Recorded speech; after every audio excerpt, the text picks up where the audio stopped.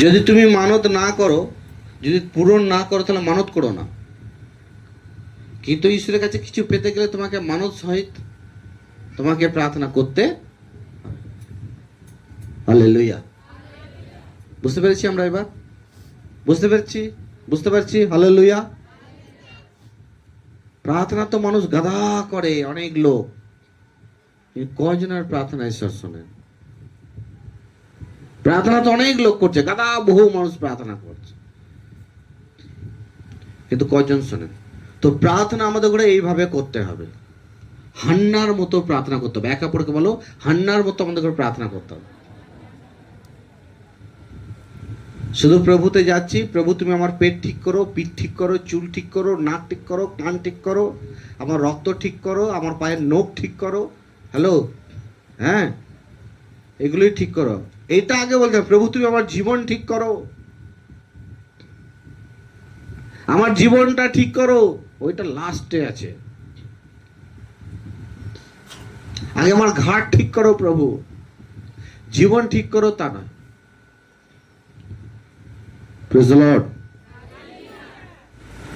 বলছে যারা দেরি করে, যারা ঈশ্বরকে কথা দিয়েছে, তাকান আমার দিকে সকলে।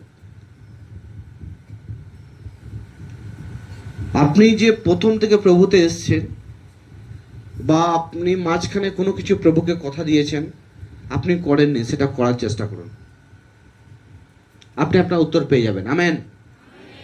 আপনার আশীর্বাদ আপনার বাড়ির দরজা কড়া নাড়া দিচ্ছে। Amen, hallelujah. আপনার ব্লেসিং আপনার বাড়ির দরজা কড়া নাড়া দিচ্ছে। খোলো দরজা, আশীর্বাদ বলছে খোলো, আমি তোমার ভেতরে ঢুকবো, তোমাকে সুখ শান্তি আনন্দে পরিপূর্ণ রাখবো। কড়া নাড়া দিচ্ছে আশীর্বাদ। জানেন, প্রত্যেক দিন ঈশ্বর ব্লেসিং নিয়ে আপনার পেছু পেছু, আমার পেছু পেছু নিয়ে ঘুরে বেড়াচ্ছেন। প্রত্যেক দিন তিনি ঘুরে বেড়াচ্ছেন। কর রে, তুই কিছু কর, আয়।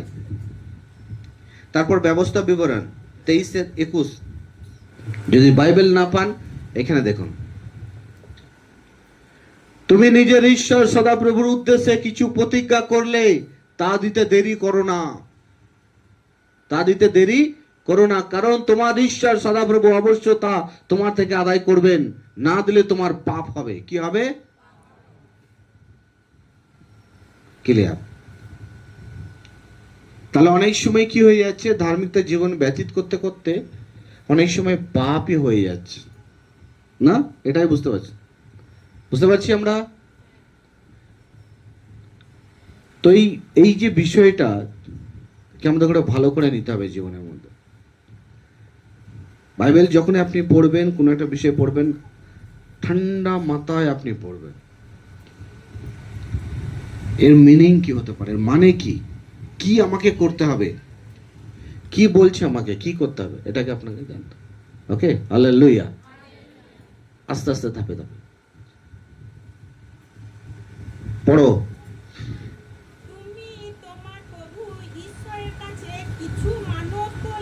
হ্যাঁ, দিতে দেরি করো না। হ্যাঁ,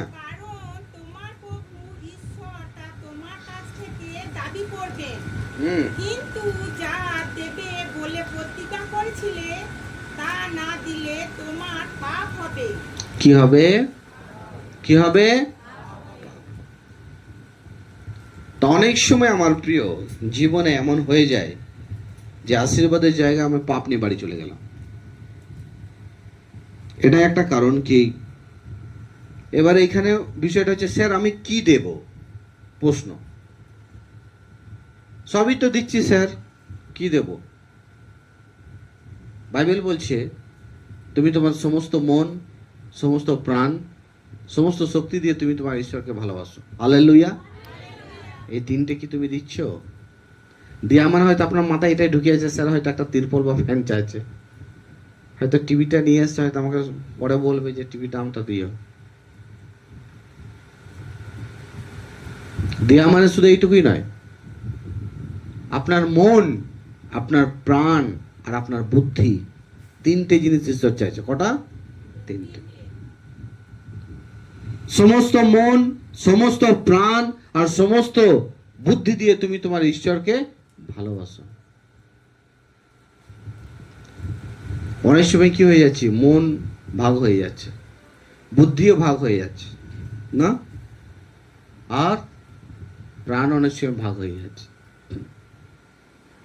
যে অপরের প্রাণ বাঁচাবার চেষ্টা করে সে নিজের প্রাণকে বাঁচায়, আমেন। যে অপরকে ভালো বুদ্ধি দেয় সে নিজে বুদ্ধিমান হয়ে ওঠে, আমেন। যে মন দেয় সে বড় মন পায়, আমেন, হালেলুয়া। তুমি ঈশ্বরকে মন দাও তো বড় মন পাবে। তুমি মানুষকে বাঁচাবার জন্য বুদ্ধি ব্যবহার করো তো ঈশ্বর তোমায় বুদ্ধিমান করে তুলবে। যদি তুমি অপরকে বাঁচাবার জন্য যদি চেষ্টা করো, ঈশ্বর তোমার প্রাণকে বাঁচাবে, আমেন, হালেলুয়া। প্রাণকে বাঁচাতে চায়, বুদ্ধিমান হতে চায়, কিন্তু দিতে চায় না।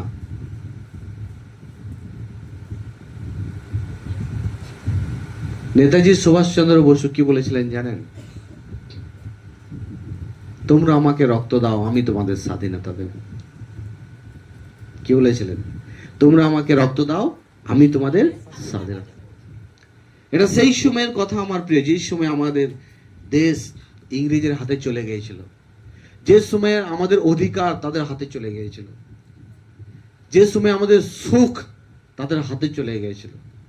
এটা সেই সময়, যে সময় আপনার জমি জায়গা অর্থ, এমনি কি আপনি নিজে পর্যন্ত, আপনি যে নিজে সেটা বলারও আপনার অধিকার ছিল না যে আমি পর্যন্ত, সেই ব্যক্তি পর্যন্ত বিক্রি হয়ে গিয়েছিল ইংরেজের হাতে, সে নিলাম হয়ে গিয়েছিল।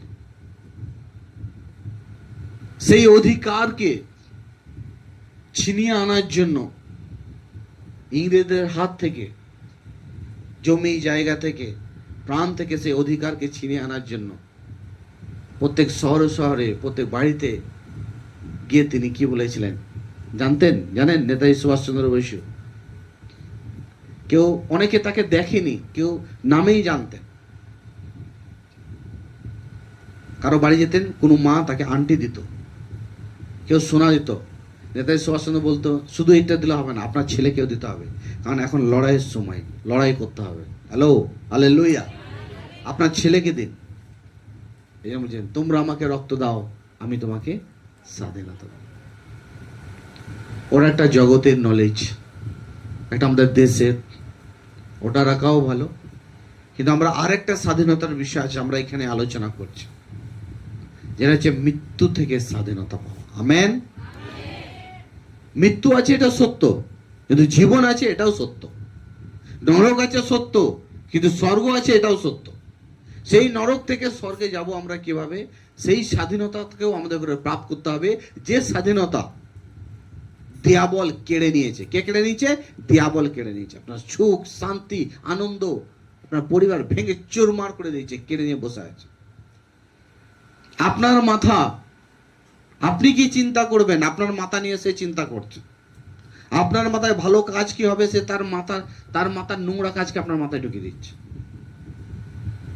আজকে আমরা এই স্বাধীনতা আমরা চাই, একটা আলাদা স্বাধীনতার বিষয় নিয়ে আজ আমরা কিন্তু এখানে আলোচনা করছি, আমেন।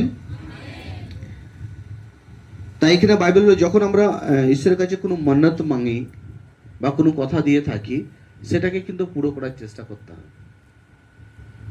অনেকজন বলে, স্যার আমরা তো প্রভুতেই গেলাম না, এই তো আমরা ভালোই আছি, আর প্রভুতে যাওয়ার কি দরকার?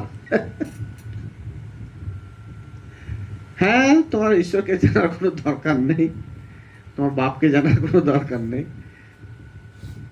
আলেমা বেগর इसी कहते कि मौज क्यों ना ले, अब इसी कहते ची हुई है।